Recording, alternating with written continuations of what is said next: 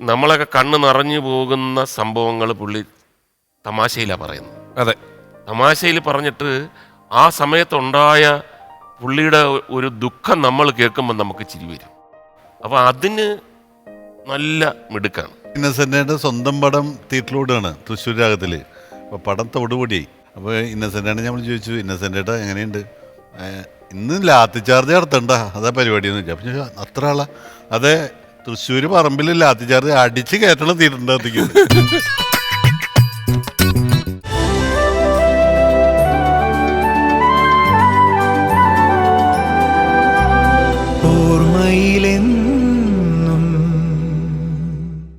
ഒരു 25 കൊല്ലം 30 കൊല്ലം മുമ്പ് ആദ്യമായിട്ട് ഓണക്കാസറ്റുകൾ തുടങ്ങിയ കാലം, അത് കുറച്ചു നാൾ ദിലീപേട്ടനാണ് അനുകരിച്ചത്. അതിനുശേഷം ഈ ഓണക്കാസറ്റുകളിൽ എത്രയും മാവേലിയുടെ ശബ്ദമായിട്ട് നമ്മൾ കേൾക്കുന്നത് ഇന്നസെന്റേട്ടന്റെ ശബ്ദമാണ്. നമുക്ക് അങ്ങനെ ഒരു ഫീഡായി പോയി. മാവേലി ഒരു മിത്തോ കഥയോ ഐതിഹ്യമോ ഒക്കെയാണ്, നമുക്കറിയില്ല.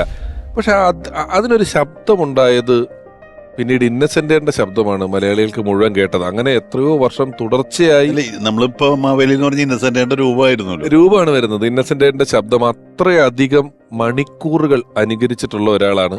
അദ്ദേഹവും ഇരിങ്ങാലക്കുടക്കാരൻ തന്നെയാണ്. ഒരുപക്ഷെ ഏറ്റവും കൂടുതൽ ഗംഭീരമായി, ഏറ്റവും കൂടുതൽ കാസറ്റുകളിൽ ഇന്നസെന്റേട്ടന്റെ ശബ്ദം അതിഗംഭീരമായിട്ട് അനുകരിച്ചിട്ടുള്ള ഒരു കലാകാരൻ.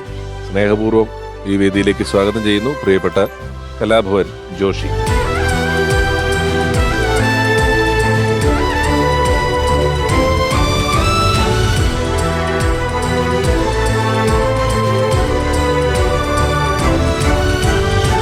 ബാബുചേട്ടൻ മോശൻ അറിയാലോ, ജോഷി ചേട്ടൻ നിങ്ങൾ നാട്ടുകാരനും കൂടെയാണ്, ഇരിങ്ങാലക്കുടക്കാരൻ തന്നെയാണ്. ഇരിങ്ങാലക്കുട കോണത്തുംകുന്ന് എന്ന് പറയുന്ന സ്ഥലത്തു നിന്നാണ് ജോഷി ചേട്ടൻ വരുന്നത്. എത്രയോ കാസറ്റുകളിൽ എത്ര വർഷം മുമ്പാണ് തുടങ്ങിയത്? 97 ഓണക്കാസറ്റ് തൊട്ട്, അതും ഈ ദേമാവലിയും 10 ഓണത്തിടയ്ക്ക് പുട്ടുവെച്ചോടും 2 കാസറ്റുകളാണ്. ഇവര് തമ്മിൽ കോമ്പറ്റീഷൻ ഉണ്ട്. കാരണം ഇതിൽ പോകുന്ന ആൾ അതിൽ പോകരുത്, അതിൽ പോകുന്ന ആൾ ഇതിൽ പോകരുത് എന്നൊക്കെ പറഞ്ഞ് ഉള്ള നിയമങ്ങളൊക്കെ ഉണ്ടായിരുന്നെങ്കിൽ അന്ന് ആ നിയമങ്ങളിൽ നിന്ന് എക്സ്ക്ലൂഡ് ചെയ്ത ഒരേ ഒരാൾ ജോഷി ചേട്ടനാണ്. കാരണം 2 സ്ഥലത്ത് ഇത് ചെയ്യാൻ അധികാരവും പോകാനും ഉണ്ടായിരുന്ന ഒരേ ഒരാൾ. ഇന്നസെന്റേട്ടൻ ഒഫീഷ്യലി എന്റെ ശബ്ദം കൊടുക്കാൻ നിയോഗിച്ചിട്ടുള്ള ജോഷി. അതെ, ഒഫീഷ്യൽ അംഗീകാരമുള്ള ആളാണ്. ഈ ദേമാവലി കുമ്പത്ത് നടന്നുകൊണ്ടിരിക്കുമ്പോൾ ഒരു പ്രാവശ്യം ഞാൻ ചെയ്തിട്ടാണ് നമ്മുടെ സൈമൺ ജെ നവോദയ ഒന്നും ഉടക്കി. അങ്ങനെയാണ് ഒറിജിനൽ ഇന്നസെന്റേട്ടനെ പുട്ടുകച്ചവടത്തിലേക്ക് കൊണ്ടുവരുന്നത്. അങ്ങനെ ഇന്നസെന്റേട്ടൻ ആദ്യമായിട്ട് പുട്ടുകച്ചവടം ചെയ്തു. അന്നത്തെ ആ കാസറ്റാണ് ഫ്ലോപ്പായ കാസറ്റ്. അല്ല, അതായത് ഫ്ലോപ്പ് എന്ന് പറഞ്ഞാൽ എന്താ അറിയാമോ, അന്ന് ജോഷി ചേട്ടനും അതിന്റെ പ്രൊഡ്യൂസറുമായിട്ട് വഴക്കിട്ടു. കാസറ്റ് കച്ചവടത്തിൽ കാസറ്റുകാർക്ക് ഇത്തിരി ധനമൊക്കെ ആയതുകൊണ്ട് അവർ ഒറിജിനൽ ഇന്നസെന്റേട്ടനെ കൊണ്ടുവന്ന് ചെയ്യിച്ചു. ആ കൊല്ലമാണ് ആദ്യമായിട്ട് ഇത്തവണ മിമിക്രി നന്നായില്ല എന്ന് നാട്ടുകാർ പറഞ്ഞത്. കാരണം കാസറ്റിലെ ശബ്ദം ജോഷിച്ചേട്ടന്റെ ശബ്ദം കേട്ട് കേട്ട് നിൽക്കുന്ന ബിൽഡപ്പിന് വ്യത്യാസമുണ്ട്. അത് വേറൊരു പേസ് ആണ്. ഇന്നസെന്റേട്ടൻ ഒറിജിനൽ സൗണ്ട് കൊടുത്താൽ അത്ര ആ പേസ് കിട്ടത്തില്ല. അദ്ദേഹം എക്സാജറേഷൻ വരുമ്പോഴാണ് ഒരു കാരിക്കേച്ചർ സ്വഭാവം ഉണ്ട് കാസറ്റ് ചെയ്യുന്നതിന്. ഇന്നസെന്റേട്ടൻ ചെയ്യുന്നത് റിയലിസ്റ്റിക് ആയിട്ട് നമ്മൾ മിമിക്രി ചെയ്യുമ്പോൾ എക്സാജറേഷനിൽ വരുമ്പോഴാണ്. അത് മാത്രമല്ല, പിന്നെ പുട്ടുകച്ചവടം ചെയ്തപ്പോ എന്നെ വിളിച്ചു. ഇന്നസെന്റേട്ടൻ ഒറിജിനൽ ചെയ്യുന്നു. അപ്പോൾ വിളിച്ചിട്ട് പറഞ്ഞു, നീ ഒന്നും ഇങ്ങോട്ട് വന്നേ,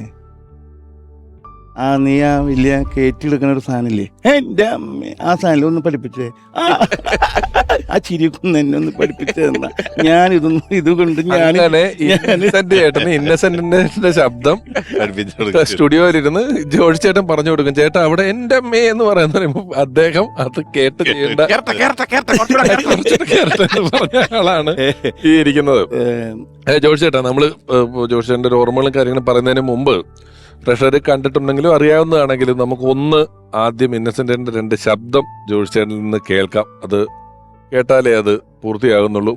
ഈ ആളുകളൊക്കെ ഇരിക്കുമ്പോ തന്നെ നമുക്ക് തോന്നുന്നു, ഈ മുകേഷ് ആണെങ്കിലും ബാബു ഒക്കെ പറയുന്നത് പോലെ അങ്ങനെ പറയാൻ എനിക്ക് പറ്റിയില്ലെങ്കിലും ചില ആളുകളുടെ ചിരിയാണ് ഇതുപോലെ കഥ പടച്ചു വിടാൻ ഇതുപോലൊരാൾ വേറെ ഇല്ല. എനിക്ക് തോന്നുന്നത് അങ്ങനെ തന്നെയാണ്. എനിക്ക് തോന്നുന്നത് ഞാനിപ്പോൾ അത് പറയാൻ കാരണം, ഫിലിപ്സ് എന്ന് പറയുന്ന സിനിമ മുകേഷ് ചേട്ടൻ തകർത്ത് വെച്ചിരിക്കുന്ന ഒരു സിനിമയാണ്. ഇന്നസെന്റേട്ടനും അതിൽ അഭിനയിച്ചിട്ടുണ്ട്. പക്ഷെ അത് കഴിഞ്ഞതിന് ശേഷം, ഇന്നസെന്റേട്ടൻ്റെ മരണത്തിന് ശേഷമാണ് പിന്നെ ഞാൻ പോയി അത് ജോഷിയാണ് ഡബ് ചെയ്ത് ഞാനത് ആർക്കും പറഞ്ഞോളൂ. ഇപ്പോഴായിരിക്കും ചിലപ്പോൾ അറിയാൻ പോകുന്നത്. അത്ര പെർഫെക്റ്റ് ആയിരുന്നു എന്ന് മാത്രമല്ല, എനിക്ക് ഉള്ള പ്രത്യേകമായിട്ടുള്ള ഒരു ഒരു മനസ്സിലാകാത്ത ഒരു നമ്മുടെ ലാസ്റ്റ് സിനിമ, അതും മനോർമത്തായി കൂടെ വന്നിട്ട് പിന്നെ എത്രയോ സിനിമകൾ ചെയ്തു.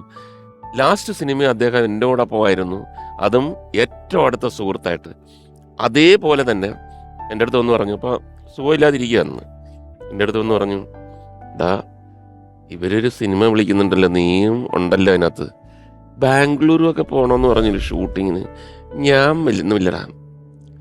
ഞാൻ പറഞ്ഞ് തീരെ വയ്യെങ്കിൽ ഞാൻ നിർബന്ധിക്കുന്നില്ല, പക്ഷേ ചേട്ടനത് ചെയ്യണം എന്നുള്ളതാണ് കാര്യം. അവർക്ക് വേറെ ഓപ്ഷൻ ഇല്ല, ചേട്ടനാണ് അതിൻ്റെ അതോറിറ്റി. ബാംഗ്ലൂരൊക്കെ ആര് ചേച്ചി എല്ലായിട്ടും നമ്മളിപ്പോൾ എത്രയോ പ്രാവശ്യം പോയിരിക്കുന്നത്. അങ്ങനെ ഒരു നിർബന്ധത്തോടുകൂടി പറഞ്ഞതുകൊണ്ടാണ് അദ്ദേഹം അത് ചെയ്തത്.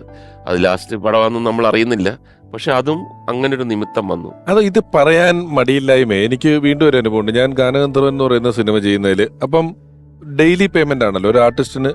ചെറിയ ചെറിയ വേഷങ്ങൾ ആണ് വരുന്നതെങ്കിൽ ഒരു സിനിമ പേയ്മെന്റ്, ക്യാരക്ടർ വേഷം ആകുമ്പം ഒരു ദിവസം ഇത്ര രൂപ, അങ്ങനെ ഇത്ര ദിവസം എന്ന് പറഞ്ഞു. അപ്പോൾ ഞാൻ ഇന്നസെന്റിനെ വിളിച്ചു.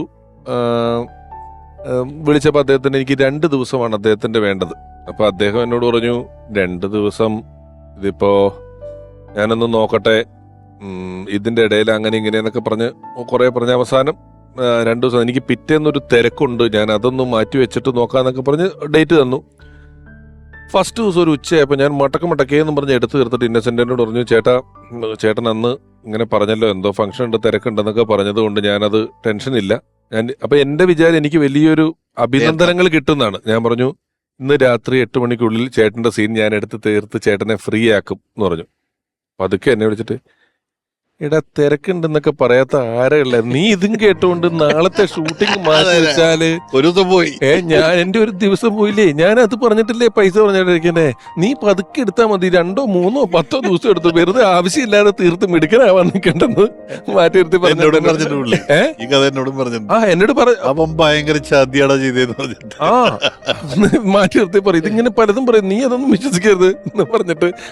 ജോർജ് ചേട്ടൻ ഒന്ന് ഇന്നസെന്റിന്റെ ഇപ്പൊ നമ്മൾ പറഞ്ഞതിനപ്പുറം കാസറ്റിലെ ശബ്ദവും പ്രസംഗിക്കുമ്പോഴുള്ള ശബ്ദവും ഒന്ന് അവതരിപ്പിക്കാമോ? എന്റെ ഈശ്വര, ഞാൻ വന്നു, ഈ ഓണത്തിന് വന്നു. നിങ്ങളെയൊക്കെ കാണാനും നിങ്ങളോട് 2 വാക്ക് സംസാരിക്കാനും എല്ലാ കാര്യത്തിനുമായിട്ട് ഞാൻ വന്നു.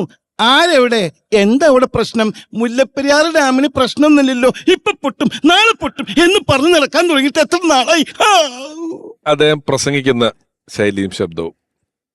എല്ലാവർക്കും നമസ്കാരമുണ്ട്. ഈ ആളുകളെയൊക്കെ കാണുമ്പോൾ എനിക്കൊരു കൊതി തോന്നുകയാണ്. ഓർമ്മയിലെന്നും എന്ന് പറയുന്ന ഈ പ്രോഗ്രാമിലൊക്കെ എന്നെ ഉൾപ്പെടുത്തിക്കൊണ്ട് നിങ്ങൾ കാണിക്കുന്ന ഈ സ്നേഹം, അതിൻ്റെ പുറത്ത് എനിക്കൊന്നുമില്ല. ഇതിൻ്റെ ആളുകൾ നല്ല രീതിയിൽ കാണുമ്പോൾ അതൊക്കെയാണ് എൻ്റെ സന്തോഷം.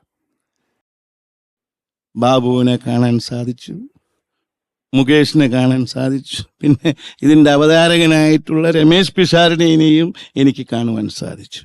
ഇപ്പോഴും നിങ്ങൾ എന്നെ ഓർത്തതിൽ എനിക്കൊരുപാട് സന്തോഷം.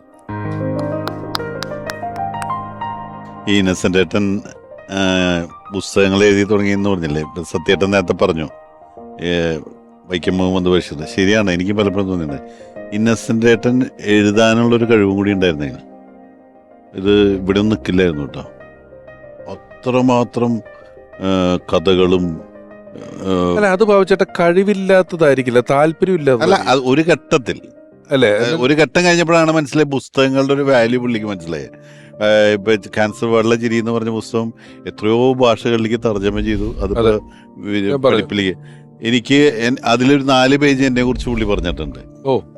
അത് എനിക്ക് ഒരു വലിയ അഭിമാനമുള്ള കാര്യമാണ്. കാരണം എന്നോടുള്ളൊരു കോൺഫിഡൻസ് പുള്ളിക്ക്. കാരണം ഏതൊരു വെളുപ്പാങ്കാലത്ത് പുള്ളി ശ്രീകാന്താണത് റീറൈറ്റ് ചെയ്തേക്കണം. അപ്പോൾ മഹാറാണി ഹോട്ടലിൽ ഇങ്ങനെ പുള്ളി അപ്പം സുഖമില്ലാത്ത സമയമാണ്, ഇതൊക്കെ കഴിഞ്ഞ് വന്നിരിക്കുന്ന സമയമാണ്. അപ്പോൾ പുള്ളി ഇങ്ങനെ ഉറക്കം ഇല്ലാതെ ഇങ്ങനെ എനിക്ക് നടക്കുന്നു. അപ്പോൾ ശ്രീകാന്ത് ഒളി കണ്ണിട്ടൊന്ന് നോക്കി, കുഴപ്പമൊന്നുമില്ലല്ലോ. പുള്ളി വെറുതെ ഇങ്ങനെ നടക്കുകയാണ്. എന്നിട്ട് പുള്ളി ഫോൺ അപ്പോൾ ലൈറ്റ് ഇടാതെ ഫോൺ എടുത്ത് ഇങ്ങനെ നോക്കിയാൽ അപ്പോൾ ലോകത്തൊറ്റ നമ്പർ പുള്ളിക്ക് കാണപ്പാടാറ്. പുള്ളി നമ്പർ പുള്ളിക്കാരില്ല, വീട്ടിലെ നമ്പർ, എൻ്റെ നമ്പർ പുള്ളി കാണപ്പാടാം. കാരണം മറ്റുള്ളവർക്ക് എന്ത് പുലിവാലുണ്ടെങ്കിൽ എൻ്റെ നമ്പർ പറഞ്ഞു കൊടുക്കും പുള്ളി. അത് പലപ്പോഴും പുലിവാലാണായിട്ട് തിരിച്ചടിക്കുക. അപ്പോൾ ഈ നമ്പർ പുള്ളി എടുത്ത് ഡയൽ ചെയ്തിട്ട് പുള്ളി വെച്ചു. അപ്പോൾ 4:30 മണിക്ക് 5 മണിക്കാണ് ഒരു കാര്യം സംസാരിച്ചു, അത് വെച്ചു, ആൻസർ കിട്ടി, പുള്ളി ഫോൺ വെച്ച് കിടന്നു. അപ്പോൾ രാവിലെ അന്ന് ഇന്നസെൻ്റ് അടുത്ത് ലേറ്റ് ആയിട്ട് എനിക്ക് അപ്പോൾ ശ്രീകാന്ത് ചോദിച്ചു എന്ന് പറഞ്ഞു, എന്താണ് ഈ വെളുപ്പാങ്കാലത്ത് ഇങ്ങനെ ഫോൺ ചെയ്ത് ആർക്കാണെന്ന് ചോദിച്ചു.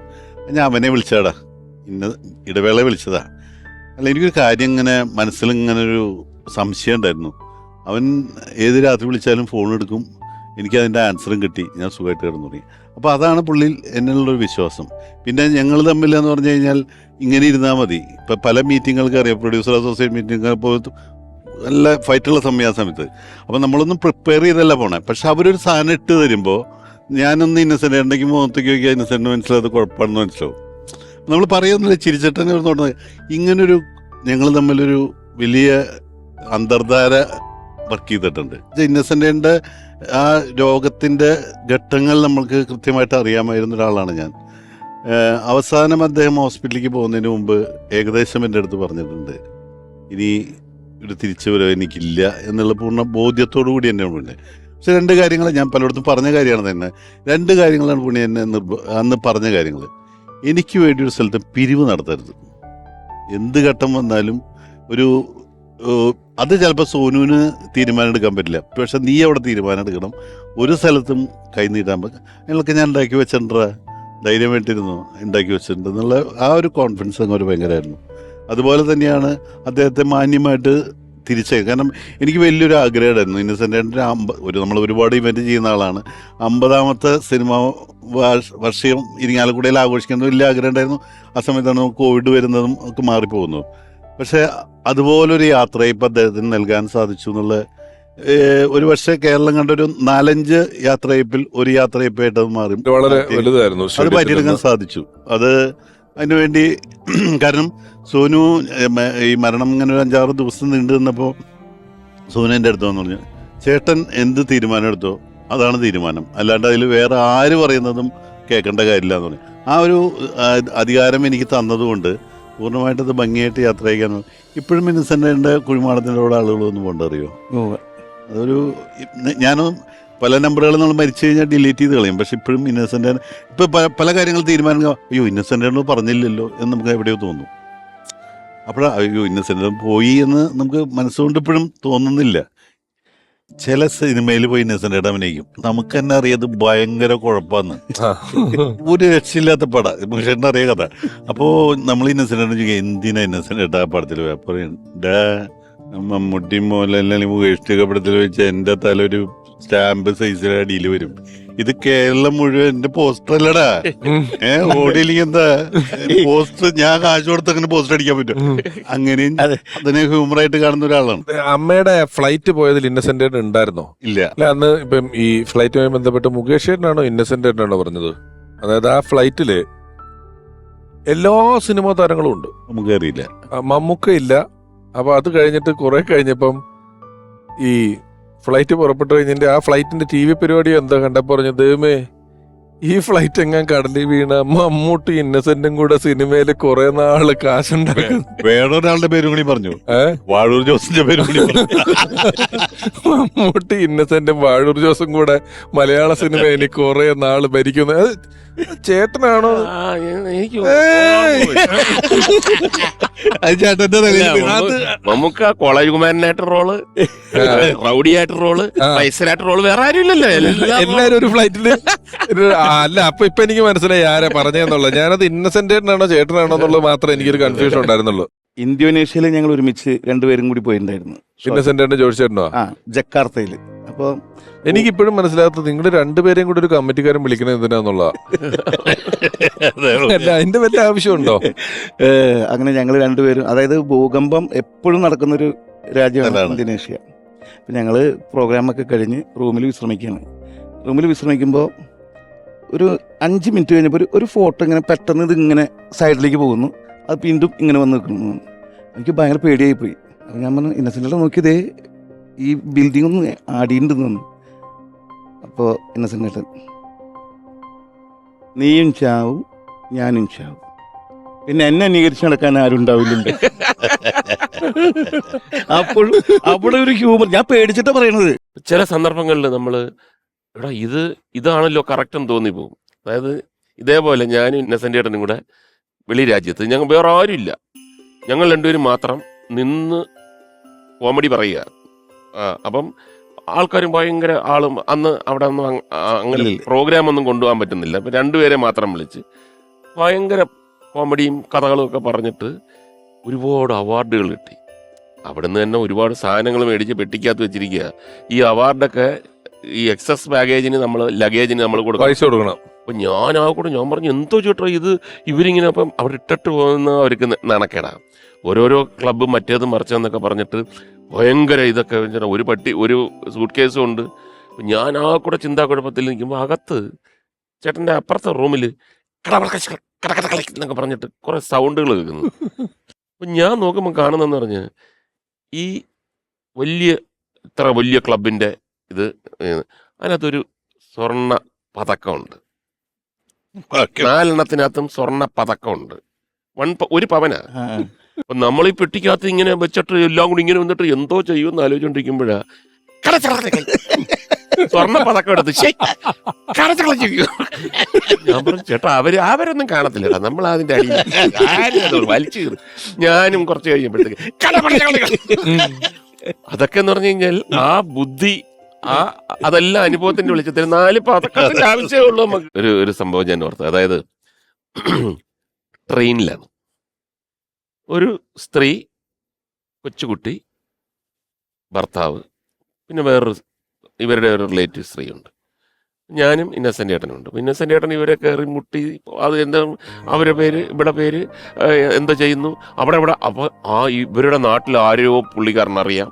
അപ്പോൾ അയാളുടെ ചരിത്രമൊക്കെ അപ്പം ഞാൻ ഇങ്ങനെ അടങ്ങിയിരിക്കും. അപ്പം നടക്കട്ടെ എന്ന് വിചാരിച്ചു. കുറച്ച് കഴിഞ്ഞപ്പോൾ പുള്ളി കോമഡിയിലേക്ക് കയറി. അപ്പം ഹസ്ബൻഡ് സിഗരറ്റ് വലിയായിട്ടൊക്കെ വെളിയിൽ നിൽക്കുക. അപ്പോൾ ഇവർ ചെറുപ്പം സ്ത്രീയാണ്, കൊച്ചുകുട്ടിയും പിന്നെ അനിയത്തി ഉണ്ട്. അപ്പം ഇങ്ങനെ ഒരു കോമഡിയുടെ അങ്ങനെ ബിൽഡപ്പ് ചെയ്ത് ഇപ്പം ഞാൻ കേട്ടിട്ടില്ലാത്ത കഥയാണ്. അപ്പം ഞാൻ എന്നിട്ട് പറഞ്ഞു പുള്ളി അങ്ങനെ ഫുൾ ഫ്ലഡ്ജ് നിന്ന് ഇനി ക്ലൈമാക്സോടെ ഉള്ളൂ. അപ്പം ഹസ്ബൻഡിന് എന്തോ ഒരു ചെറിയ ഒരു സ്പെല്ലിംഗ് മിസ്റ്റേക്ക്, ഇയാള് ഭയങ്കര സ്കോറിംഗ്. അപ്പൊ ഹസ്ബൻഡ് അവിടെ എന്തുണ്ട് വൈഫിന് നീ വന്നേ എന്ന് പറഞ്ഞിട്ട് വിളിച്ചു പോയി. പിന്നെ അനിയത്തി കൊച്ചുകുട്ടിയും ഈ മോളും മാത്രമേ ഉള്ളൂ അവിടെ. വരുന്നില്ല, ഒരു ടൈം കഴിഞ്ഞിട്ടും ആ സ്ത്രീ വരുന്നില്ല. എനിക്ക് ഈ കഥയുടെ ക്ലൈമാക്സ് അറിയണം. ഞാൻ പറഞ്ഞു ചേട്ടാ എന്നിട്ട് എന്തായി? നിന്നൊക്കെ അറിയാനാണോ ഞാൻ ഇത്ര കഷ്ടപ്പെട്ട് ഇത്രയും പെർഫോമൻസ് ചെയ്ത്? ആ ക്ലൈമാക്സ് ഒന്നും ഇല്ല, പോയിന്റെ പാട്ട്. ഞാൻ ഞെട്ടിപ്പോയി, ദൈവമേ എന്റെയൊക്കെ ഒരു വില ഇത്രയുള്ള.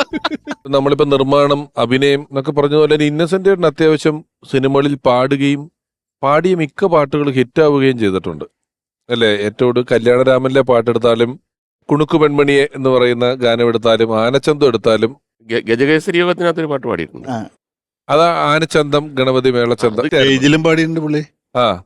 സ്റ്റേജിൽ പാടിയിട്ടുണ്ട്. സ്റ്റേജ് ഷോയില് അദ്ദേഹം അവതരിപ്പിച്ച കഥാപ്രസംഗമൊക്കെ എത്ര നാളില് നിൽക്കുന്നതാണ്. അപ്പൊ നമുക്ക് ഓലയാൽ മേഞ്ഞൊരു അത് നമ്മള് അടുത്തൊരു ഷോയില് ലാസ്റ്റ് ഇന്നസെന്റ് നല്ല സജീവമായിരുന്ന സമയത്ത് റീപ്രൊഡ്യൂസ് ചെയ്യാനൊന്ന് ആലോചിച്ചു. ഇന്നസെന്റൻ പറഞ്ഞിട്ടാ അത് ഇപ്പോഴത്തെ ജനറേഷനെ ഏൽക്കും സംശയം പറഞ്ഞ് നമ്മള് വിട്ടതാണ്. ആനച്ചന്തം ഗണപതി മേളച്ചന്തം, ആനച്ചന്തം ഗണപതി മേളച്ചന്തം, എട്ടും പൊട്ടും തിരിയാനിത്തിരി ഹിന്ദിച്ചന്തം, ഹിന്ദിച്ചന്തം, ആനച്ചന്തം ഗണപതി മേളച്ചന്തം, എട്ടും പൊട്ടും തിരിയാനിത്തിരി ഹിന്ദിച്ചന്തം, ഹിന്ദിച്ചന്തം, ആവോ ആവോ ആവോ ജാവോ ജാവോ ജാവോ. അപ്പം ജോഷി ചേട്ടാ, ഓക്കെ, നമ്മുടെ ഓർമ്മയിലെന്നും എന്ന ഈ പരിപാടിയിൽ ഈ ഒരു ഓണക്കാലത്തിന്റെയൊക്കെ തിരക്കുകളുടെ ഇടയിലാണെങ്കിലും വന്നതിൽ, പങ്കെടുത്തതിൽ ഹൃദയപൂർവ്വം ഒരുപാട് തീർച്ചയായിട്ടും. നന്ദി അറിയിക്കുന്നു. അപ്പോൾ ഒത്തിരി സന്തോഷം ഈ ഓർമ്മയിൽ നിന്നും എന്ന് പറയുന്ന ഈ പ്രോഗ്രാമിൽ ഇന്നസെൻ്റിൻ്റെ കുറച്ച് ഓർമ്മകൾ പങ്കുവയ്ക്കാൻ സാധിച്ചതിൽ വലിയ സന്തോഷം. മാത്രമല്ല ഞാൻ ജനിച്ച ഡേറ്റ്, അതായത് ഫെബ്രുവരി 28 തന്നെയാണ് ഇന്നസെൻ്റ് ജനിച്ചത്. ഓ, അപ്പോൾ അതൊരു വലിയൊരു എന്താ പറയുക ഒരു ഭാഗ്യമായിട്ട് ഞാൻ കരുതുകയാണ്. ഇത്രയും വർഷക്കാലം ഇന്നസെൻ്റിൻ്റെ ആ ഓർമ്മകൾക്ക് മുമ്പിൽ ഒരു പിടി പ്രണാമം. ഓക്കെ, ആയിക്കോട്ടെ ജോർജ് ചേട്ടാ, താങ്ക് യു വെരി മച്ച്.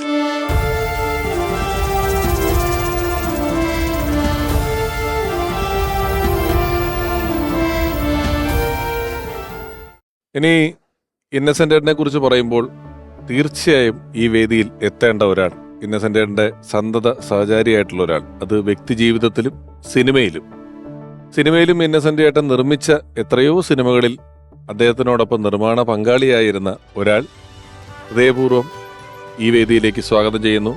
ചലച്ചിത്ര നിർമ്മാതാവ് ഡേവിഡ് കാച്ചപ്പള്ളി.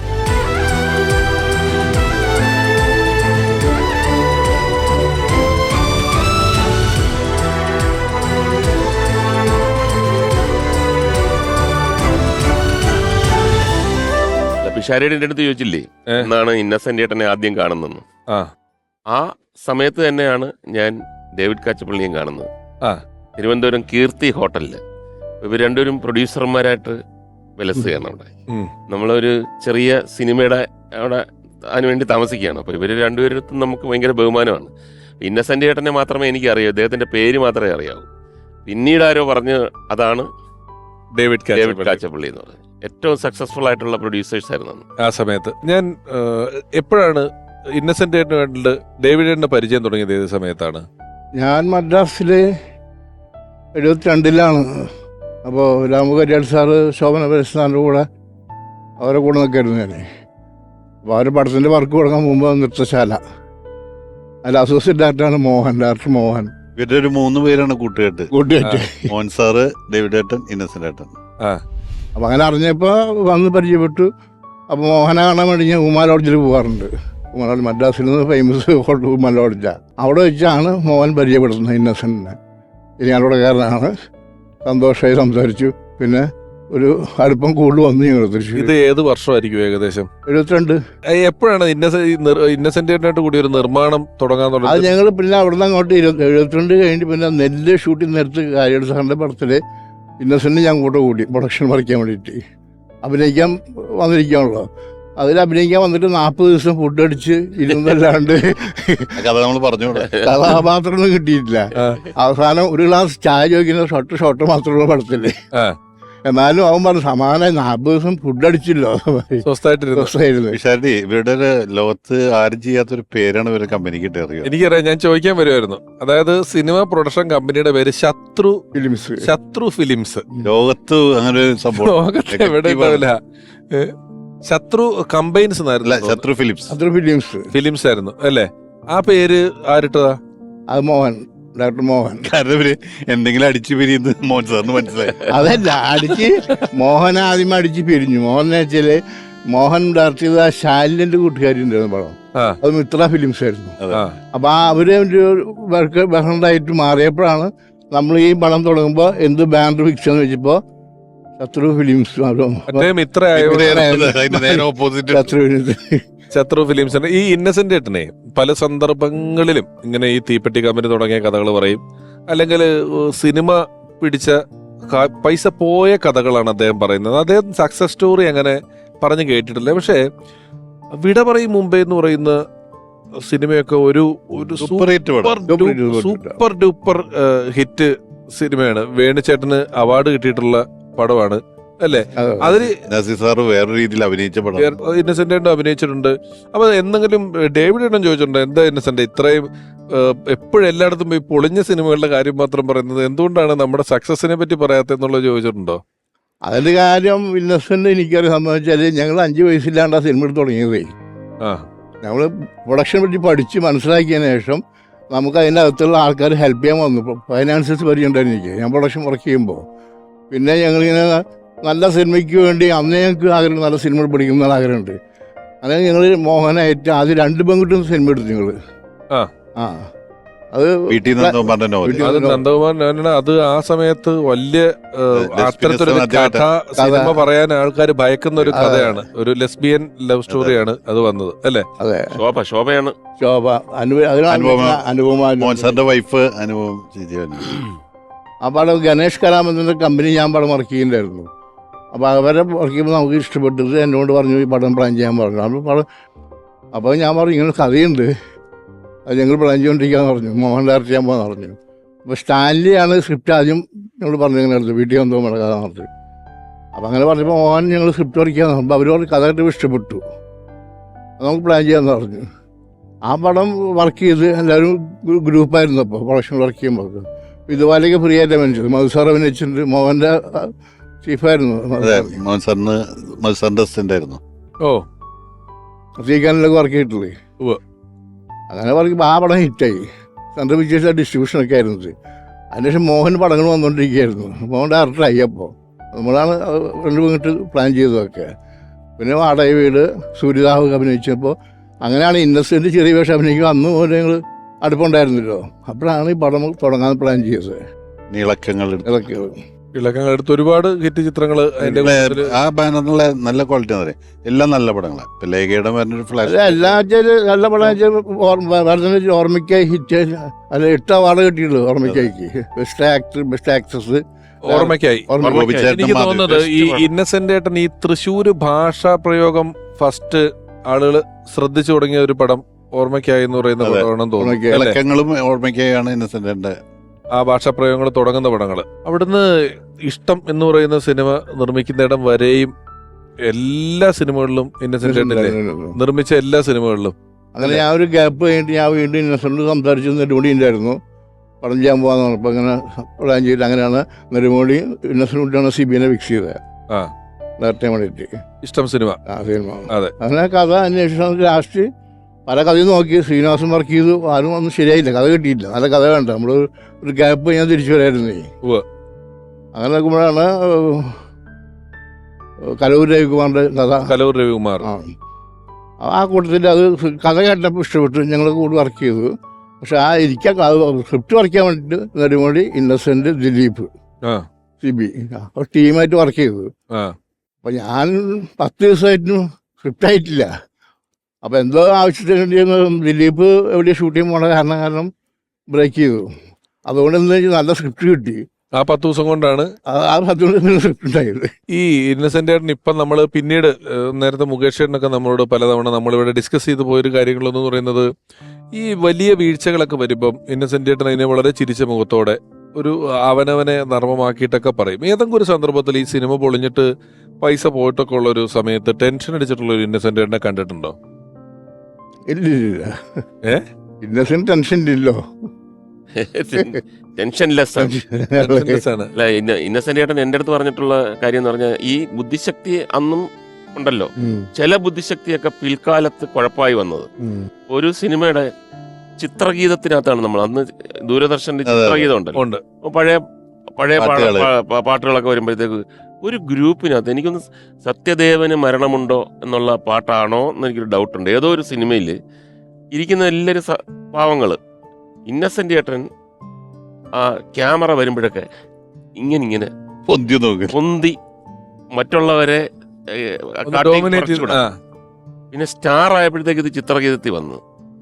അപ്പോഴാണ് ആൾക്കാർ ഞാൻ ജൂനിയർ ആർട്ടിസ്റ്റ് ആയിരുന്നു കേട്ടോ, അന്ന് ബുദ്ധി കാണിച്ചാണ്, പക്ഷെ ഇപ്പൊ അത് പാരയായിട്ട് വന്നെന്ന് പറഞ്ഞിട്ട് പുള്ളി എന്റെ അടുത്ത് പറഞ്ഞിട്ട്.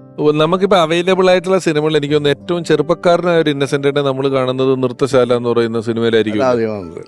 ആദ്യമായിട്ട് അഭിനയിച്ചത് അതിലാണ് ഒരു കോമഡി. അത് കഴിഞ്ഞിട്ടാണ് അത് കഴിഞ്ഞിട്ടാണ് നൃത്തശാലയിലാണ് വരുന്നത്. ഒരുപാട് സിനിമകളിൽ ഇന്നസെന്റിന്റെ ഒരുപാട് സിനിമകൾ ഛായാഗ്രഹണം ചെയ്തിട്ടുള്ള, മലയാളത്തിൽ ഒരുപാട് നല്ല ഫ്രെയിമുകൾ നമുക്ക് സമ്മാനിച്ചിട്ടുള്ള, മനസ്സിനക്കരെ പോലെയുള്ള സിനിമകളിലെ ഛായാഗ്രഹണം നിർവഹിച്ചിട്ടുള്ള, എൻ്റെ സിനിമയുടെ ഛായാഗ്രഹണം നിർവഹിച്ചിട്ടുള്ള അഴകപ്പൻ സാറ് നമ്മളോട് രണ്ടുപേരും സംസാരിക്കും. മനസ്സിനക്കരയിലെ അദ്ദേഹം അതിൻ്റെ കെമിസ്ട്രി വിത്ത് ജയറാം, അച്ഛനും മകനും ഉള്ള കെമിസ്ട്രി വളരെ ബ്യൂട്ടിഫുള്ളായിട്ട് വർക്ക് ചെയ്ത ഒരു പടമാണ്. അപ്പോൾ ഇത് മലയാളത്തിൽ ഭയങ്കര ഹിറ്റായ ശേഷം കെ ബാലചന്ദ്ര സാർ ഒരു ദിവസം പുള്ളിയുടെ അസോസിയേറ്റ് എന്നെ വിളിച്ചു, ബാലചന്ദ്ര സാർ അഴകപ്പനെ കാണണമെന്നു. അങ്ങനെ ഞാൻ സാറെ കാണാൻ പോയി. സാറുടെ ഓഫീസിൽ പോയിട്ട് സംസാരിക്കുമ്പോൾ അഴകപ്പൻ മനസ്സിനക്കരെ നിങ്ങൾ ചെയ്തില്ലേ, വളരെ മനോഹരമായ ഫിലിം. അതിൽ ഏറ്റവും എനിക്ക് ഇഷ്ടപ്പെട്ടത് ഇന്നസ് ചേട്ടൻ്റെ കഥാപാത്രം. ആ പടം എനിക്ക് റീമേക്ക് ചെയ്യണം. ഉടനെ തന്നെ ഞാൻ പ്രൊഡ്യൂസർ സുബൈറെ വിളിച്ചു. ഇങ്ങനെ ബാലചന്ദ്ര സാർ ഭയങ്കര ഇൻട്രസ്റ്റഡ് ആണ് നമ്മുടെ പടം തമിഴിൽ ചെയ്യണമെന്ന്. അത് റേറ്റോണ് സംസാരിക്കേണ്ട, കൊടുത്താൽ മതി എന്ന് പറഞ്ഞു. അങ്ങനെ ബാലചന്ദ്ര സാർ റെഡിയായി. ഒരു 15-20 ഡേയ്സ് കഴിഞ്ഞ് വീണ്ടും ഞാൻ മദ്രാസ് പോയപ്പം എന്നെ വീണ്ടും വിളിപ്പിച്ച് പുള്ളിയുടെ അസോസിയേറ്റായിരുന്ന താമിരാൻ ഒരു അസോസിയേറ്റ്. അപ്പം ഞാൻ തിരിച്ച് വീണ്ടും പോയിട്ട് ഭയങ്കര ഹാപ്പിയായി. ഞാൻ ബാലചന്ദ്ര സാറുടെ കൂടെ വർക്ക് ചെയ്യുന്നില്ല മനസ്സിനൊക്കെ. അങ്ങനെ അതേപോലെ ഒരേ ഒരു ഡൗട്ട് ആ പടത്തിൽ എനിക്ക്, ഒരു പേടിയാണ്. എന്താണ് അതിൽ ഇന്നസെൻറ്റ് ചെയ്ത കഥാപാത്രം ആരാണ് തമിഴിൽ ചെയ്യും, യു ഹാവ് എനി സജഷൻ ചോദിച്ചു. ഞാൻ 1 മിനിറ്റ് ആലോചിച്ച് തമിഴിലെ ആര് ചെയ്യുന്നത് പല ആക്ടേഴ്സ് പേരും പറഞ്ഞ് അതൊന്നും ശരിയാവില്ല, ഇന്നസെൻറ്റിൻ്റെ കഥാപാത്രം ചെയ്യാൻ വേറെ ഒരാളില്ല, ഞാൻ അതുകൊണ്ട് ആ പടം ചെയ്യുന്നില്ല. ആ മനസ്സിനക്കര അങ്ങനെ തന്നെ എൻ്റെ മനസ്സിലിരിക്കട്ടെ, അത് തമിഴിലെ ചിറ്റയാക്കാൻ തന്നെ. കെ ബാലചന്ദ്ര പോലെ ഒരു ഡയറക്ടർ ഇന്നസെൻറ്റ് ചേട്ടനെ പറഞ്ഞ ഒരു സംഭവമാണ്. അതേപോലെ ഇന്നസെൻറ്റ് ചേട്ടൻ സുഖമില്ലാതിരിക്കുമ്പോൾ എൻ്റെ മോൻ്റെ കല്യാണം ഉണ്ടായിരുന്നു. അപ്പോൾ കല്യാണത്തിന് ഞാൻ ഇന്നസെൻറ്റ് ചേട്ടനെ മാത്രമേ വിളിച്ചില്ല. കാരണം വിളിച്ചാൽ ഡെഫിനറ്റായി ട്രിവാൻഡ്രം വരെ വരും, ഇരിഞ്ഞാലക്കുടയിൽ നിന്ന് ഇത്ര യാത്ര ചെയ്യണം. അപ്പോൾ എൻ്റെ വൈഫും പറഞ്ഞു നമ്മൾ ഡിസ്റ്റർബ് ചെയ്യണ്ട, പിന്നെ എപ്പോഴെങ്കിലും കാണുമ്പോൾ പറയാണ്. പക്ഷേ താലികെട്ടി എല്ലാം മുടിഞ്ഞോണ്ട് ഒരാൾ വന്ന് ഫ്രണ്ടിലെ സ്റ്റേജിൽ നിൽക്കുകയാണ്. എല്ലാവരും ഷോക്കായിപ്പോയി. ഇവിടെ ഞാൻ വിളിക്കാതെ വന്ന ഒരാൾ ഗസ്റ്റാണ്, ഞാൻ അറിയാൻ വന്ന് കല്യാണത്തിൽ വന്നതല്ല. മോനെ നിൻ്റെ അടുത്താണ് ചോദിക്കുന്നത്, നിൻ്റെ അപ്പൻ എന്നെ എന്തുകൊണ്ടാണ് ആ കല്യാണത്തിൽ വിളിച്ചില്ല, അതെനിക്ക് അറിയണം. അത് അറിഞ്ഞിട്ട് ഞാൻ പോകാമെന്ന് വെച്ചു. ഭക്ഷണം കഴിക്കില്ല എന്ന് പറഞ്ഞു. ഞാൻ ഷോക്കായിപ്പോയി. Whole auditorium പൊട്ടിച്ചിരിച്ചു. കാരണം ഒരു ഹ്യൂമറായിട്ട് തന്നെ ആ വിളിച്ചില്ല എന്ന് പറഞ്ഞ കംപ്ലൈൻറ്റ് വളരെ ഹ്യൂമണായിട്ട് അവതരിപ്പിച്ചപ്പം ഭയങ്കര വേറൊരു മൂഡുണ്ടാക്കി ആ കല്യാണ വീട്ടിൽ. സോ ഇന്നസെൻറ്റ് ചേട്ടൻ ഞാൻ പറഞ്ഞത് ഒരു ശരിയ സംഭവങ്ങളാണ്. ഇതുപോലെ പലർക്കും പല അനുഭവങ്ങളുണ്ട്. We were missing him. ഈ സിനിമയുടെ കഥ തിരഞ്ഞെടുക്കുന്നു എന്ന് പറഞ്ഞല്ലോ. അപ്പം കഥ എപ്പോഴും ഒരു ആശയപരമായ കാര്യമാണ്. നമ്മൾ മറ്റു ചില കാര്യങ്ങൾ ഡിസിഷൻ എടുക്കുന്ന പോലെയല്ല. അപ്പം കഥ ഡിസ്കസ് ചെയ്യുമ്പോൾ നിങ്ങൾ ആശയപരമായിട്ട് തർക്കങ്ങൾ ഉണ്ടാകാറുണ്ടോ? തർക്കങ്ങൾ പരിഹരിക്കാറുണ്ടോ? പിണങ്ങിയിട്ടുണ്ടോ? പിണങ്ങിയാൽ ആരാണ് ആദ്യം മിണ്ടുന്നത്? അല്ല, പിണങ്ങേണ്ട ആവശ്യം വന്നിട്ടൊന്നുമില്ല. അന്ന് കാലത്ത് ഞാനും മോഹനും കഥ സെലക്ഷൻ ഞങ്ങൾ സെലക്ട് ചെയ്ത് പതിവ്. അപ്പോൾ ഇന്നസെൻ്റ് കൂടി ഉണ്ടാവും. പിന്നെ ശരിക്കും ഇന്നസെൻ്റ് കൂടി എടുത്തു കഴിഞ്ഞാൽ ആ സെക്ഷൻ വേറെയാണ്. അന്ന് കാലത്ത് കോമഡി ട്രാക്കും കാര്യങ്ങളൊക്കെ ആയിട്ട് നമ്മളെല്ലാ സിനിമകളും നല്ല സിനിമയൊക്കെ എടുത്തിട്ടുള്ളത്, എല്ലാം കുടുംബകഥകളും ഫാമിലി. നമ്മൾ ഈ പറഞ്ഞ മാതിരി ബാബു പറഞ്ഞ മാതിരി ഇളവേള എന്ന് പറഞ്ഞ സബ്ജക്റ്റ് ഉണ്ടാക്കിയത് പത്മനാഭൻ്റെ കഥയല്ല സംഭവം പറയുന്നതല്ല. മധുസാറും മോഹനായിട്ട് ബാംഗ്ലൂർ ഷൂട്ടിങ് നടന്നുകൊണ്ടിരിക്കുന്നു, കാമറോദ് മോഹമൊക്കെ. അപ്പോൾ ഇവർ ഷൂട്ടിങ് കഴിഞ്ഞ് വരുമ്പോൾ മധുസാറും മോഹനൊക്കെ സംസാരിക്കുമ്പോൾ ഒരു ത്രെഡ് പറഞ്ഞതാണ്. 4 ചെറുപ്പക്കാർ ലൊക്കേഷൻ പിക്നിക്ക് പോകണതാണ് സംഭവം. ആ പിക്നിക്ക് പോയി കഴിഞ്ഞിട്ട് ഇവർ വീട്ടിൽ ചോദിച്ചു പോയിട്ട് അവിടെ ഒരു ജീപ്പ് അപകടത്തിൽ ഇവർ മിസ്സായി പോകുന്നത്, ഒരാളെ കാണാനില്ല. അത് പിന്നെ കുറേ സംഭവം ഉണ്ടായിരുന്നു. അപ്പോൾ ഈ ട്രാക്ക് മോഹനോട് പറഞ്ഞപ്പോൾ ഞങ്ങളൊന്ന് ഉമാലിയോളജി സംസാരിക്കും. അന്ന് സ്റ്റാർട്ടിങ്ങിലാണ്. ഞാൻ കൊള്ളാലും മോനെ ഐഡിയ കൊള്ളാലും നല്ല സാധനം പറഞ്ഞു. അങ്ങനെ ഞങ്ങൾ വർക്ക് ചെയ്തിട്ട് ഇടവേള ചെയ്യാൻ വേണ്ടി ഒരു പ്രൊഡ്യൂസർ വന്നപ്പോൾ ഞങ്ങൾ സംസാരിച്ചു. അങ്ങനെയാണ് പത്മനാഭനോട് കഥ പറഞ്ഞത്. ത്രെഡ് മാത്രം പത്മനാഭൻ പറഞ്ഞു, ത്രെഡ് പറഞ്ഞാണ് ഞങ്ങൾ വർക്ക് ചെയ്തത്. അപ്പോൾ പത്മനാഭൻ്റെ സബ്ജക്റ്റിൻ്റെ പേര് വെച്ചിട്ട് കംപ്ലീറ്റ് സ്ക്രിപ്റ്റ് വർക്ക് ചെയ്ത് പത്മനാഭനാണ്. ഇടവേള ബാബു എന്നുള്ള വരാൻ കാരണം ആ കഥ അത്ര നല്ല സബ്ജക്റ്റായിരുന്നു അന്ന് കാലത്ത്. ഇപ്പം അതിൻ്റെ വേറൊരു മോഡലാണ് മഞ്ഞുമേൽ ബോയ്സ് ഒന്നൊക്കെ. അന്നത്തെ ഇത് 1982 ഇടവേള ഇറങ്ങുന്നത്. ഈ കാലത്ത് ഇറങ്ങിയ ഇടവേള തന്നെയാണ്. ഇടവേളയ്ക്ക് പ്രസക്തിയുള്ളൊരു സബ്ജക്റ്റാണ്. മോഹൻ സാറിന് ആരോഗ്യപരമായ കാരണങ്ങളൊക്കെ ഇപ്പോൾ ഇതിലാണ്. പക്ഷെ അദ്ദേഹം രണ്ടാമത് എടുക്കാൻ ആഗ്രഹിച്ചൊരു മുകേഷ് ചേട്ടനെ ബലൂൺ 81-ലല്ലേ? 82-ല്. അപ്പം മുകേഷ് ചേട്ടനും ഇടവേള ബാബുച്ചേട്ടനും ഒറ്റ കൊല്ലമാണ് ഹീറോ ആയിട്ട് വരുന്നത് സിനിമ വരുന്നത്. ലാലേട്ടനും മമ്മൂക്കും തൊട്ട് മുമ്പില് ലാല് 80-ലാ വന്നത്. അതെ അതെ. 80-ല് മമ്മൂക്ക 78-ല് 78-79-ലാണ് മമ്മൂക്ക വന്നിട്ടുള്ളത്. ഈ ഇന്നസെന്റിന്റെ പറയുമ്പോഴേ ഇന്നസെന്റിന്റെ നമ്മളൊക്കെ ആയിട്ട് നല്ല അടുപ്പാണ്. പക്ഷെ ഇന്നസെന്റ് നമ്മൾ അറിയാത്ത കുറെ ആൾക്കാരായിട്ട് ഭയങ്കര അടുപ്പാണ്. ഞാൻ അരവിന്ദൻ സാർ എന്ന് പറയുമ്പോൾ നമുക്ക് എല്ലാവർക്കും ഒരു രൂപമുണ്ട്, അദ്ദേഹത്തിൻ്റെ എങ്ങനെ പെരുമാറുന്നുള്ള ഒരു രീതി നമുക്കറിയാം. പക്ഷെ അരവിന്ദൻ സാറ് പൊട്ടിച്ചിരിക്കുന്നത് ഞാൻ കണ്ടത് ഇന്നസെന്റിന്റെ കോമഡി. അപ്പൊ അരവിന്ദൻ സാറ് സംസാരിക്കുന്നതേ വളരെ പതുക്കെ കുറച്ച്, പക്ഷെ ഇന്നസെന്റ് ഏട്ടൻ പറയുമ്പോൾ പുള്ളി വയറൊക്കെ കുലുക്കി പൊട്ടിച്ചിരിക്കുന്ന ഒരു അരവിന്ദൻ സാറിനെ ഞാൻ കണ്ടിട്ടുണ്ട്. അതുപോലെയാണ് ഓംപുരിയായിട്ട് ഒരു പടത്തിൽ അഭിനയിക്കാൻ എനിക്ക് ഭാഗ്യം ഉണ്ടായിട്ടുണ്ട്. അപ്പൊ അദ്ദേഹം എൻ്റെ അടുത്ത് വന്ന് പറഞ്ഞത് ഇന്നസെന്റ് ഏട്ടനെ പറ്റിയിട്ടാണ്. എന്നിട്ട് ഞാൻ ഇന്നസെന്റ് ഏട്ടൻ്റെ ഫോണിൽ കണക്ട് ചെയ്ത് കൊടുത്ത് അദ്ദേഹം ഹിന്ദിയിൽ കുറേ നേരം, ഇന്നസെന്റിന് ഭയങ്കര കാര്യം എനിക്ക്. അതുപോലെ തന്നെയാണ് ഹിന്ദിയിൽ പല ആർട്ടിസ്റ്റ് നമ്മൾ സംസാരിക്കും. ഹിന്ദിയിൽ പലണ്ട്. അദ്ദേഹം തന്നെ എന്നോട് പറഞ്ഞിട്ടുണ്ട്, ഈ MP ആയിട്ട് ഡൽഹിയിൽ പോയപ്പോൾ ഈ മാന്നാർ മത്തായി എന്ന് പറയുന്ന സിനിമകൾ, കാരണം പ്രിയൻ സാർ അവിടെ പോയിട്ട് ഇവിടെയുള്ള ഒരുപാട് സിനിമകൾ അവിടെ ഹിന്ദിയിൽ റീമേക്ക് ചെയ്തിട്ടുണ്ട്. അപ്പൊ അതിന്റെ റീമേക്കിന് മുമ്പ് അവിടെയുള്ള ഹിന്ദി നടന്മാർ ഇതിട്ട് കണ്ടിട്ടുണ്ട് പലതും. അപ്പൊ പലതും അറിയാം. അപ്പം ഈ മാന്നാർ മത്തായിയോ മറ്റേ അവിടെ അക്ഷയ് കുമാറും സംഘമൊക്കെ റീമേക്ക് ചെയ്തിട്ടുണ്ട്. അതിൽ പരേഷ് ട്രാവൽ എന്ന് പറയുന്നത്, പരേഷ് ട്രാവലാണ് ഇന്നസെന്റ് ഏട്ടൻ ചെയ്യുന്ന റോള് ചെയ്തേക്കുന്നത്. അപ്പൊ പരേഷ് ട്രാവലും വേറെ എവിടുന്നോ ജയിച്ച് MP ആയിട്ട് അവിടെ വന്നിട്ടുണ്ട്. അപ്പൊ അവിടെ വന്നു കഴിയുമ്പോൾ ഈ പരേഷ് ട്രാവലിന് വലിയ ബഹുമാനമാണ് ഇന്നസെന്റ് ഏട്ടനെ കാണുമ്പോൾ.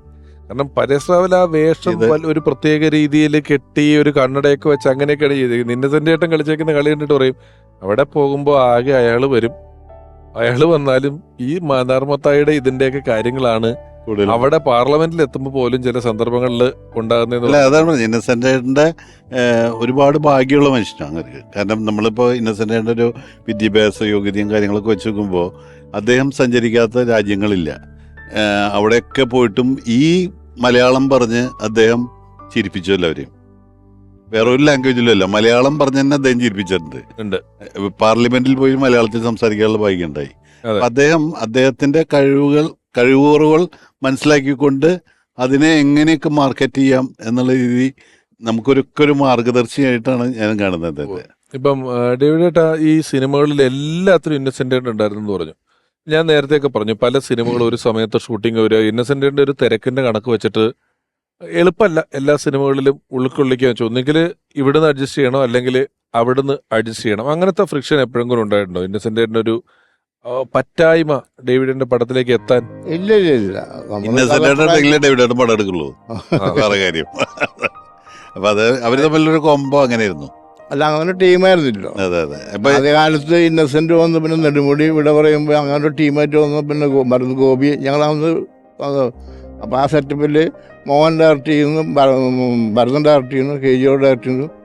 അപ്പോൾ എല്ലാവരും ഒരു പറഞ്ഞ പേരില്ലേ, Mohan sir, Bharathan sir, KG George, ഒരു പരിധിവരെ ഗോപി ഏട്ടൻ, ഈ വേണുചേട്ടൻ, രവീന്ദ്രൻ, ഇവരെല്ലാം നമ്മളിപ്പം ഒരു കൊലയിലുള്ള ആൾക്കാരാ. ചില തനത്, മറ്റേ കല, കൊട്ട്, പാട്ട്, മേളം, സാഹിത്യം എന്നൊക്കെ പറയുന്നൊരു മേഖലയിലുള്ള ഈ കൂട്ടത്തിൽ ഫലത്തിൽ ചേരാൻ പറ്റാത്ത ഒരാളായിട്ട് നമുക്ക് ഇന്നസെന്റ് ഏട്ടനെ തോന്നാറുണ്ട്. അതാണ് പറഞ്ഞാണ് ആ ഇന്നസെന്റ് ഏട്ടൻ നമ്മൾ കാണുന്ന രീതിയില്ലാത്തൊരു ബന്ധങ്ങൾ വേറെയുണ്ട്. നമ്മൾ സ്ഥിരം ഇന്നസെന്റിനെ പറയാത്ത ബന്ധങ്ങൾ, അതൊക്കെ ഈ വലിയ തലത്തിലുള്ള ഒരു എഴുത്തുകാരായിട്ട് ഇന്നസെന്റിന് നല്ല ബന്ധങ്ങളാണ്. അപ്പൊ ഞാൻ വിചാരിക്കുന്നത് എങ്ങനെയാണ് ഇന്നസെന്റ്, അത് അദ്ദേഹത്തിന്റെ ആ ശൈലിയും പ്രസന്റേഷനാണ് അദ്ദേഹത്തിന്റെ. ഈ ഒരു കാര്യം എപ്പോഴെങ്കിലും നോട്ട് ചെയ്തിട്ട് അതിന്റെ ഒരു വിദ്യ എന്താണെന്നുള്ളത് ചിന്തിച്ചിട്ടുണ്ടോ? അതോ നമ്മൾ കാണാത്ത രീതിയിലൊരു വായനയും ഒരു ഭൗതിക തലത്തിലും ഇന്നസെന്റ് ഏട്ടനുണ്ടോ? അല്ലല്ല, ഇന്നസെന്റ് സംസാരിക്കുമ്പോൾ നമുക്ക് ആരുടെ കൂടെയും പരിചയപ്പെടാനും അടുപ്പം വയ്ക്കാനും കഴിവ് പുള്ളിക്കുന്നുണ്ട്. അങ്ങനെയാണ് ഞങ്ങൾ കൂടാൻ കാരണം. എന്തെങ്കിലും നമ്മളെ ഉപദേശിക്കാനും അങ്ങോട്ട് പറയാനൊക്കെ പുള്ളി. അതിൻ്റെ ഒരു കഥയുണ്ട്. പണ്ട് ശശി തരൂരായിട്ട്, അത് പബ്ലിഷ് ചെയ്ത കഥയാണ്, പറഞ്ഞ കഥ. ശശി തരൂരായിട്ട് അദ്ദേഹത്തിന്റെ പുസ്തകത്തിന്റെ പ്രകാശനത്തിന് കണ്ട് ഇന്നസെന്റ് പുസ്തകത്തിന്റെ പ്രകാശനോ അത് അതർ ലാംഗ്വേജിലേക്ക് എന്തോ അത് ചടങ്ങാണ്. അപ്പോൾ ആ ചടങ്ങിന് പോകുമ്പോൾ ഈ പുസ്തകത്തിനെ പറ്റി ഇന്നസെന്റ് ഒന്നും അറിയില്ല. വേഗം സത്യേട്ടനെ വിളിച്ച് അങ്ങനെ ഈ പുസ്തകത്തെക്കുറിച്ച് മനസ്സിലാക്കി. അവസാനം പ്രസംഗിച്ച് ഇന്നസെന്റ് അങ്ങോട്ട് ഭയങ്കരമായിട്ട് ഈ പുസ്തകത്തിനെ പറ്റി പറഞ്ഞു. ശശി തരൂര് എനിക്ക് ഭയങ്കര ബഹുമാനത്തോട് കയ്യൊക്കെ കൊടുത്തുനിന്ന്. ഇന്നസെന്റ് പുസ്തകം പോലും വായിച്ചില്ല. പക്ഷെ അതാണ് ഇന്നസെന്റ് എന്നുള്ള കഴിവ്. നമ്മളിപ്പോൾ അമ്മയുടെ തന്നെ മീറ്റിങ്ങുകൾക്കോ അല്ലെങ്കിൽ ഒരു പത്രസമ്മേളനത്തിന് ഇരിക്കുമ്പോൾ ജസ്റ്റ് ഒന്ന് ബ്രീഫ് ചെയ്ത് കൊടുത്താൽ മതി ഇന്നസെന്റ്. അല്ലെങ്കിൽ ഒന്ന് കുറച്ചിങ്ങനെ കള്ളാസ് കൊടുത്തു കഴിഞ്ഞാൽ പിന്നെ അതിനെ പൊലിപ്പിച്ചോളൂ, നമ്മൾ ധൈര്യമായിട്ടിരിക്കാം. അപ്പം അതാണ് ഞാൻ പറഞ്ഞില്ല, ഒരു ത്രെഡ് കിട്ടിയാൽ മതി ഇന്നസെന്റ്. ഈ ഒരു കാര്യം കൂടെ, ഈ ഏറ്റവും മലയാളത്തിലെ ഏറ്റവും കൂടുതൽ കാലം ഓടിയ പടമാണ് ഗോഡ് ഫാദർ എന്ന് പറയുന്നത്. ഗോഡ് ഫാദർ എന്ന് പറയുന്ന സിനിമയിൽ ഇവരൊക്കെ കൂടെ ഇങ്ങനെ നിൽക്കുമ്പം ഇവിടെ തിലകേട്ടനും ഇന്നസെന്റ് ഏട്ടനൊക്കെ നിൽക്കുന്നുണ്ട്. ഇവിടെ ഒരു മരത്തിന്റെ മറവിൽ ജഗദീഷ് ഏട്ടൻ നിന്നിട്ട് പെട്ടെന്ന് ഒരാവശ്യമില്ലാണ്ട് ജഗദീഷ് ഏട്ടൻ അയ്യോ എന്നും പറഞ്ഞൊരു ഓട്ടോ ഓടുമ്പോൾ ഇങ്ങനെ നിൽക്കുന്ന ഇന്നസെന്റ് ഏട്ടൻ ഒരു ചാട്ടം ചാട്ടിട്ട് ദേ പോണു അവൻ എന്നും പറഞ്ഞിട്ട് ഒരു ചാടിയിട്ടാണ് ഇന്നസെന്റ് ഏട്ടൻ തിരിയുന്നത്. അപ്പൊ ഞാൻ അദ്ദേഹത്തോട് ഒരിക്കൽ ചോദിച്ചു, ഒരാളിങ്ങനെ പോകുമ്പോൾ നമ്മള് ദേ പോകുന്നു എന്ന് പറഞ്ഞാൽ പോലെ ഇങ്ങനെ ചാടണ്ട, നിപ്പി ഫുൾ ചാടി തിരിഞ്ഞിട്ടാണ് ഇത് പറയുന്നത്. എന്നുവെച്ചപ്പോ അദ്ദേഹം പറഞ്ഞു, ഇതിപ്പോ വലിയ നടന്മാരോടൊക്കെ ചോദിച്ചാൽ അത് അഭിനയത്തിന്റെ ഒരു ഇതാണ്. കാരണം അയാളെ കാണുമ്പോൾ ഈ കഥാപാത്രത്തിനുണ്ടാകുന്ന ഇങ്ങനെയൊക്കെ എനിക്ക് പറയാം, പക്ഷെ ഉള്ള സത്യം പറയാലോ, ഒരു സുഖം അത്ര. ഇതിന് വേറെ ഒരു സാധനവും ഇല്ല. ചാടിയപ്പോ എനിക്കൊരു സുഖം, ഇത് കണ്ടപ്പോ നിനക്കൊരു സുഖം, അത്രേ ഉള്ളൂ, വേറെ ഒരു സുഖമില്ലെന്ന് അത്ര ലളിതമായിട്ട് പറഞ്ഞിട്ടുള്ള ഒരാളാണ്. ഈ ഓർമ്മയ്ക്കായി എന്ന് പറയുന്ന സിനിമയും വിട പറയും മുമ്പേയും മികച്ച ചിത്രത്തിനുള്ള സ്റ്റേറ്റ് അവാർഡ് പ്രൊഡ്യൂസർ എന്നുള്ള നിലയിൽ രണ്ടുപേരും കൂടെ ഏറ്റുവാങ്ങിയിട്ടുള്ള സിനിമയാണ്. അവാർഡുകൾ അങ്ങനത്തെ കാര്യങ്ങൾക്കൊക്കെ ഇന്നസെന്റ് എന്തെങ്കിലും സന്തോഷങ്ങൾ പറഞ്ഞിട്ടുണ്ടോ? ഓ, ഇന്നസെന്റും വലിയ സന്തോഷം പറഞ്ഞ അവാർഡ്, ഞാൻ അവാർഡ് വാങ്ങിക്കുക, ഇന്നസെന്റ് ക്രിട്ടിക്സ് അവാർഡൊക്കെ ഇന്നസെന്റ് വാങ്ങിച്ചത്. അത്രയും അവാർഡ് വന്നുകൊണ്ടിരിക്കുന്ന സമയത്ത് ഇളക്കങ്ങളിൽ അവാർഡ് ഇന്നസെന്റ് കിട്ടിയിട്ടുണ്ടായിരുന്നു, എല്ലാ ശ്രുതിക്കുള്ള പെൺകുട്ടിയും കിട്ടിയിട്ടുണ്ടായിരുന്നു. ലൈഡോന ഫ്ലാഷ് ബാക്ക് ഞങ്ങൾക്ക് ഇന്റർനാഷണൽ അവാർഡ് കിട്ടിയിട്ടുണ്ടായിരുന്നു. അങ്ങനെ വലിയ ബഹുമതി കിട്ടിയ പടം അത്. കളക്ഷൻ മോശമാണെങ്കിലും എല്ലാവരും നല്ല പേരായിരുന്നു പടത്തിനൊക്കെ. ഞാനിപ്പം ഈ അവാർഡ് കിട്ടിയ കാര്യവും ലേഖയുടെ മരണം ഫ്ലാഷ് ബാക്കിന്റെ കാര്യമൊക്കെ ഒരു വരി ഈ പരിപാടിയിൽ ബോധപൂർവ്വം എടുത്ത് പറഞ്ഞു നിർത്തിട്ടാണെന്ന് വെച്ച് കഴിഞ്ഞാൽ, നമ്മുടെ മനസ്സിൽ എപ്പോഴും ഇന്നസെന്റ് ഏട്ടൻ എന്ന് പറയുന്ന നിർമ്മാതാവ് അദ്ദേഹം തന്നെ വരച്ചിട്ടിരിക്കുന്ന ഒരു ചിത്രം കുറച്ച് സിനിമയെടുത്ത് ഒളിഞ്ഞുപോയ ഒരു നിർമ്മാതാവായിട്ടാണ്. പല പ്രസംഗങ്ങളിലും അദ്ദേഹം നർമ്മത്തിലൂടെ അതാണ് പറയുന്നതെങ്കിലും അങ്ങനെയല്ല, മലയാളത്തിന്റെ വലിയ ക്ലാസിക്കുകളായിട്ടുള്ള സൂപ്പർ ഹിറ്റുകളായിട്ടുള്ള, കാരണം 80s to 80 to 90 മലയാളത്തിന്റെ ഏറ്റവും നല്ല കാലഘട്ടമായിട്ടാണ് ഞാനൊക്കെ കരുതുന്നത്. ആ കാലഘട്ടത്തിൽ ഏറ്റവും നല്ല സിനിമകൾ എടുത്തിട്ടുള്ള ആൾക്കാരാണ്, ഏറ്റവും നല്ല സിനിമകൾ എടുത്ത നിർമ്മാതാക്കളിൽ ഒരാൾ കൂടിയാണ്. അല്ല, ആ കാലഘട്ടത്തിലാണ് നല്ല ഡയറക്ടർമാർ വന്നൊക്കെ, ഫാസ്റ്റ് എല്ലാ പടങ്ങളൊക്കെ വന്ന സമയത്താണല്ലോ കംപ്ലീറ്റ്. മോഹൻലാലും മമ്മൂട്ടി മുതലാണ്. ഓർമ്മയിലെന്നും എന്ന് പറയുന്ന ഈ പരിപാടി ഓരോ എപ്പിസോഡ് കഴിയുമ്പോഴും ഇവിടെ നമ്മൾ ഓർക്കുന്ന ഓരോ അതിഥികളെ കുറിച്ചും അവരുടെ ചിത്രം വെച്ച് ഇവിടെ വരുന്ന അതിഥികളുടെ ഒപ്പുവെച്ച് ഞങ്ങളൊരു ആൽബം തയ്യാറാക്കുന്നുണ്ട്. പരിപാടി പൂർത്തിയാകുമ്പോഴത്തേക്ക് ഞങ്ങളുടെ ഓർമ്മയിലെന്നും സൂക്ഷിക്കത്തക്ക രീതിയിലുള്ള ഒരു ആൽബം. നമുക്ക് ആ ആൽബം ഒന്ന് സൈൻ ചെയ്യാം, എപ്പിസോഡ് വൈൻഡ് ചെയ്യാം. Thank you.